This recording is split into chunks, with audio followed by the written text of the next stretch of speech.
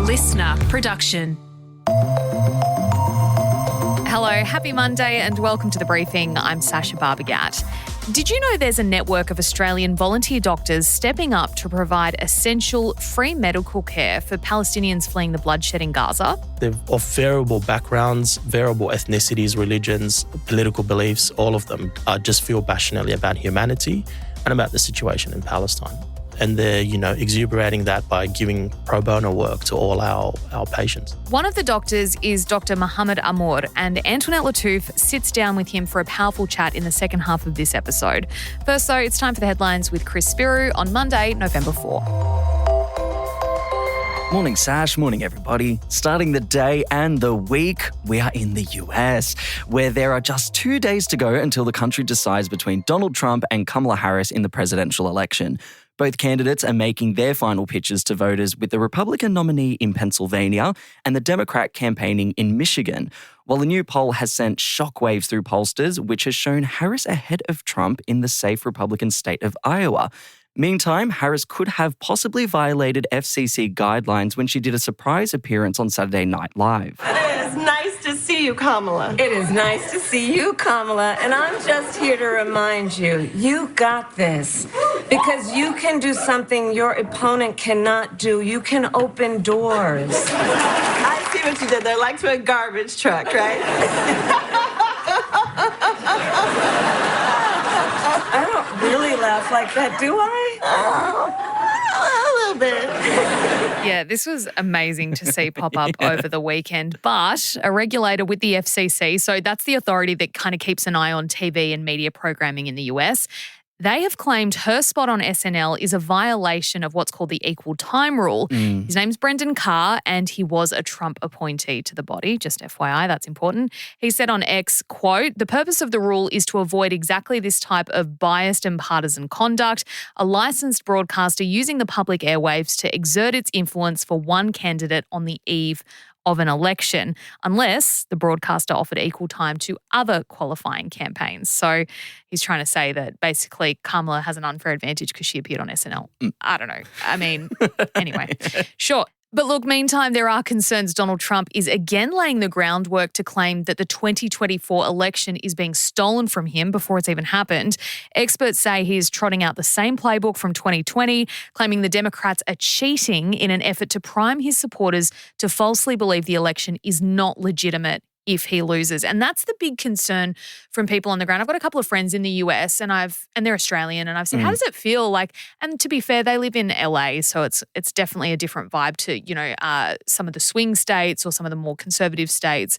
But they genuinely feel this kind of fear or anticipation around what happens if Kamala Harris wins, because there's the concern that Trump's supporters will rally and potentially try and, fight what has happened. Yeah, and we have a whole heap of deep dives coming up this week based on the US election. And from the people we've spoken to, they're also on the ground, like your friends.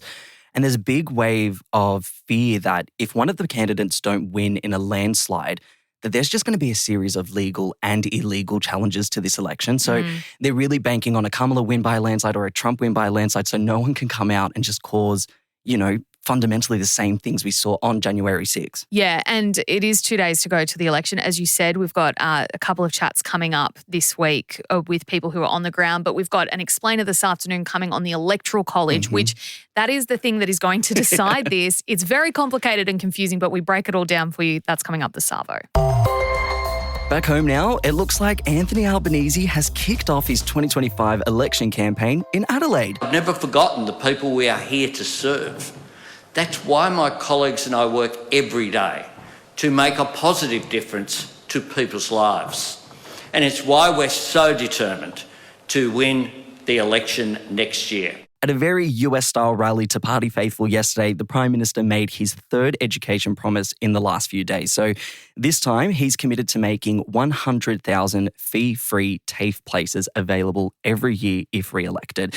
fee-free TAFE. And that was the sentiment there, Sash. I know that there was a lot of there, but fee-free TAFE.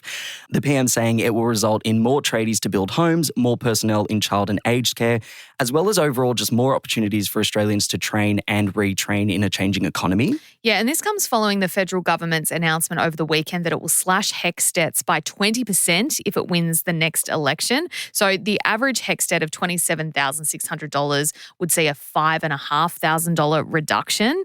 That's happening in June next year if Labor wins the election. Now, the reforms would also raise the threshold at which repayments begin. So right now that sits at $54,000. That's how much you have to earn a year. They're going to raise it to $67,000. And the PM says this will be better and fairer for the education system. But the coalition has accused the government of trying to spend its way back into power, calling it a cash splash. And one tertiary leader says while they welcome the move, it doesn't go far enough, saying there need to be changes to ensure students don't continue being priced out of degrees. So that is cutting the cost of a degree as opposed to cutting how much you pay back and when that starts. And something that we found really interesting was just the whole US-style rally that Anthony Albanese was a part of. Even watching the images and the videos, it very much looks like the US, Sash. Like there are people behind him. Usually we expect to see prime ministers on a lectern facing out to the crowd. He was in the centre of this room. People were all around him. The footage behind him, people were holding Labor posters. It was very strange. Yeah, and he also unveiled what looks to be Labor's slogan for the election, Building Australia's Future. In 2022, Labor asked people to vote for a better future. You will be popular. You're gonna be popular. I'll teach you the proper poise when you talk to boys. Little ways to flirt and glance. Woo! Yes, Sydney has hosted the world premiere of the highly anticipated, at least in this studio, Wicked movie overnight. All the stars from the flick headed down under for the event. We saw Ariana Grande, Cynthia Erivo, Jeff Goldblum and Jonathan Bailey. They walked the golden carpet at the State Theatre in the CBD last night. Now, this is expected to be the biggest movie release of the year. It's the first screen adaptation of Stephen Schwartz and Winnie Holtzman's 2003 musical, which tells the untold story of the two witches from The Wizard of Oz, Chris. Yeah, the stage show just overtook Cats to become the fourth longest-running musical in Broadway history with more than 8,000 performances. But if you were hoping to go and see it this weekend, bad news, Sasha, it's not hitting cinemas until November 23. I don't know why they have premiered it and they're not letting us go see it for another, 2 weeks? It's just more the than hype, 2 weeks. right? They're just building this hype. Everyone wants to go see Wicked. I'm seeing it all over my TikTok theories, fan theories, obviously a bit of drama. There was some, creators online who had modified the poster of Wicked and Cynthia wasn't too keen on it because they were trying to pay homage to the original. I'm getting down in the weeds here, but if anyone's seen it, have my back, hop in the DMs. Maybe we should let Cynthia Erivo take us out today. Oh, absolutely. Take it away, Cynthia. The wizard that there is or was is ever gonna bring me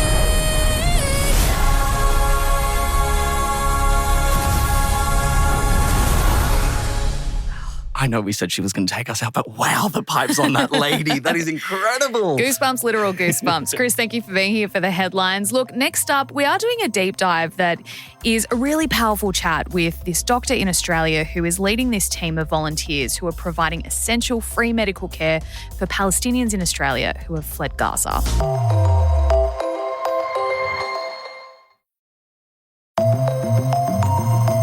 Hey, it's Antoinette Lattouf. From operating on a Palestinian man who lost his arm when a church he and his family were sheltering in was bombed, to ongoing treatment for chronic illness, dozens of Australian doctors are providing free medical care to Palestinian civilians who have borne the brunt of violence and dispossession. And these medical procedures are happening on Australian shores because a network of doctors are trying to do their bit to support Palestinians who they say our government has neglected. Around 1,300 Palestinians who fled Gaza are in Australia, and the majority of them are on visitor visas. And unlike a humanitarian visa, this class of visas doesn't allow them to get any healthcare and it doesn't allow them to work in Australia. Dr. Mohammed Ahmed is the co-founder of the Palestinian Australian New Zealand Medical Association, and it's a not-for-profit that tries to help fill the enormous gaps in medical care for this population that's in such dire need. Dr. Ahmed, welcome to the briefing. You're the co-founder of the Palestinian Australian New Zealand Medical Association. What exactly is its mission? Its mission is to provide medical care in the Palestinian territories in Palestine. And its mission is also to help establish good curriculums at universities in Palestine, and also to help establish good policies within the hospital through teachings and through our experience here working in Australia. The doctors that have founded PANSMA are Palestinian Australian doctors. I think everyone on the board, bar two, were all trained in Palestine and studied in Palestine and worked there. So they have an understanding of how the system works there and what it lacks and what the people have access to in terms of medical care and what it lacks. And so we got together here in Australia back in 2019, decided to establish this charity organisation, and we were established in 2020. We launched in 2021, and we have not looked back since then. In our launch, we raised around roughly about $200,000, which was not bad for a first night launch.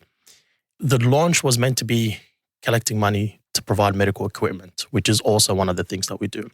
And so we were in the process of buying this medical equipment and getting it across to Gaza when the war started. And so we managed to send in our first batch of medical equipment on the 23rd of October in 2023, because we were halfway through that process. And so when the war started, we quickly moved, escalated things, and the equipment got through. And we managed to send our first team this year to Gaza. We sent 2 surgeons, an ED physician, and an engineer to help. And they were there for 3 weeks, performed over 600 surgeries, and helped in any way they can in the hospitals there. And, you know, the stories they've told us have been harrowing, and it's given us a real insight into what is lacking in the Gaza Strip. And since then, you've shifted focus over the past year or so, and it's become less about offshore medical help and now more about helping those here with unmet medical needs. Correct. Why the shift? So what happened is just over 12 months ago, so about 1 month into the war, the Gazans started to come through to Australia as refugees. And we quickly realised that we won't be able to send a mission anytime soon into Gaza or the West Bank. Why is that? To help out. They were blockading. They stopped anyone coming through. There was a lot of turmoil. We didn't really know what was going to happen next. So we had to readjust. And basically all these Gazans were coming through on tourist visas. They weren't coming through on humanitarian visas or, you know, what everyone colloquially calls the Ukrainian visas, where they came in and had access to Medicare, HEX, Centrelink, and all those things. So these Gazans came in on a tourist visa and had absolutely no support whatsoever. So we quickly had an emergency meeting and shifted to, you know, an organisation that works overseas to one that is going to take care of the Palestinians here in Australia.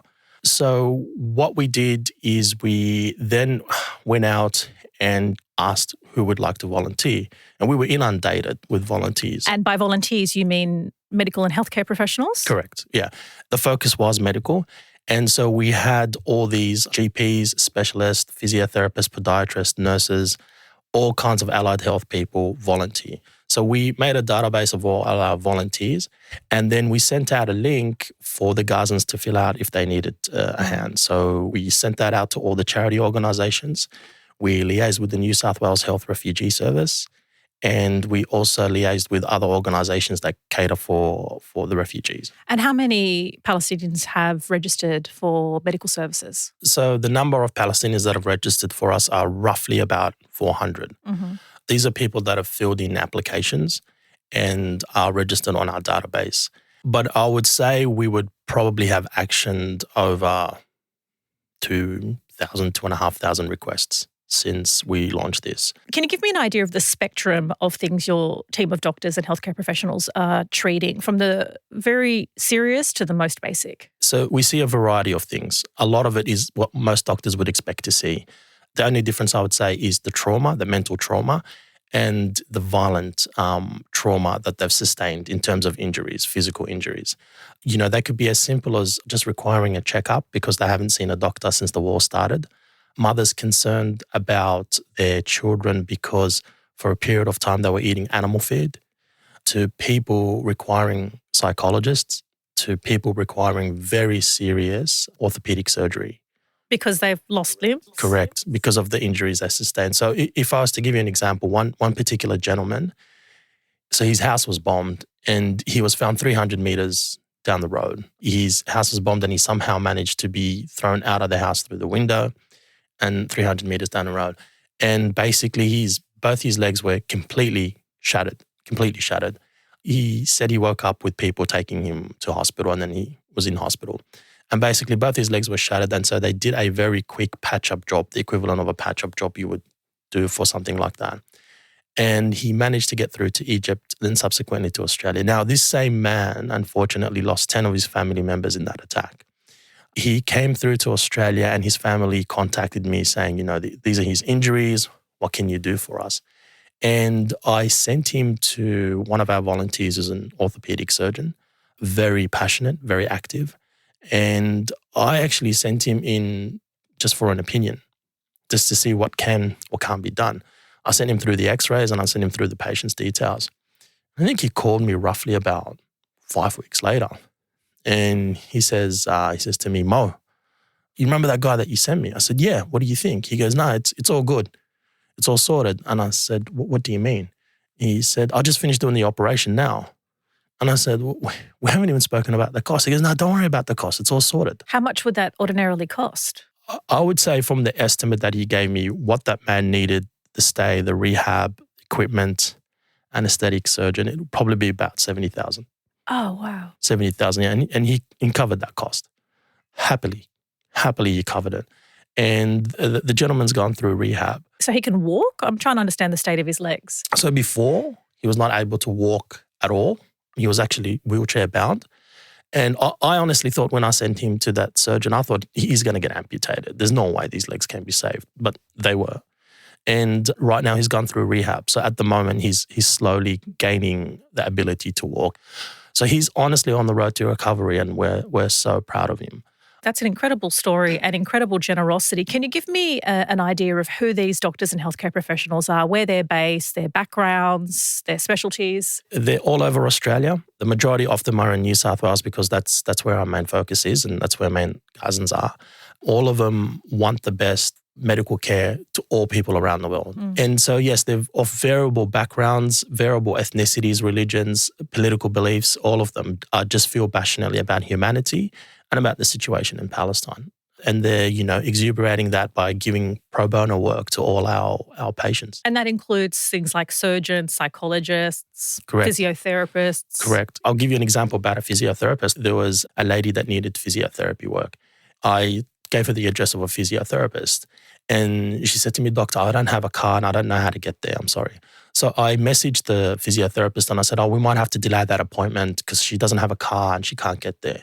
And his response was, doesn't matter, I'll go to her house. Yeah, wow. And just drove to her house and gave her the physiotherapy at her house. And just on that, this lady had a son with cerebral palsy who's 22 years old. And since the war started, he hasn't had any physiotherapy himself. He doesn't have a wheelchair for himself. And so she's been carrying him herself and tore her shoulder. And that's what the physiotherapy was for. So he went there, gave her son physiotherapy and herself. And we also managed to get an OT to see him, to get him a tailor-made wheelchair for his particular needs. So the volunteers have been amazing and they've gone above and beyond. It's actually really heartening to see because, when you see all these things around the world, it's very easy to lose humanity, to lose faith, you just ask yourself, what the hell are we doing here? But then when you see the actions of these people, you think, okay, there's still a little bit of humanity out there and this is amazing. And so you just start focusing on that. But as a doctor, and given the visas that people from Palestine were given, the vast majority, do you think the government has failed them in not providing more support, understanding the conditions in which they fled? Absolutely. And it's unfortunate that humanity and war turns into a political game. If you're going to preach that you are a government, and we are a government of human rights, a government of universal rights. And, if you're going to talk about refugee rights, then the moment they need help, you have to provide that. Otherwise, don't preach, because that's what's happened here. And it was automatically turned into anyone that's coming from Gaza is a potential terrorist, right? That question was never asked with the Ukrainians.